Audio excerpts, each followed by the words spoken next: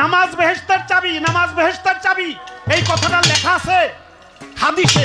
এই হাদিসের কথাটুকু এটা টেলিভিশনে দেখায়, এটা গাড়ির বাসার মধ্যে লাগায়, এটা মসজিদে লাগায়, এটা বাড়িতে লাগায়, এটা দেয়ালে লাগায়। তোমার দেখতে মন না চাইলে ওই জায়গায় কানা হয়ে এইটা যাবে,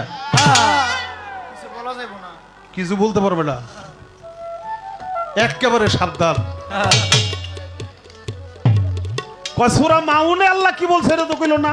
মাউনে তো আল্লাহ তাআলা বলছে ফাওয়াইলুল লিল মুসাল্লিনা, ওই প্রকার মুসল্লির জন্য রাখছি ওয়াইল দুজুক, যারা নামাজ পড়ে এবং এতিম ঠকায়, যারা নামাজ পড়ে শরীক ঠকায়, যারা নামাজ পড়ে মিথ্যা কথা কয়, যারা নামাজ পড়ে চুগলখড়ি করে, যারা নামাজ পড়ে এতিমকে সাহায্য করে না, যারা নামাজ পড়ে মানুষকে ঠকায়, অন্যায় কাজ সুদ ঘুষ খাইব, সব কাজ করব, আর নামাজ পড়ে মাইসেরে দেখাইব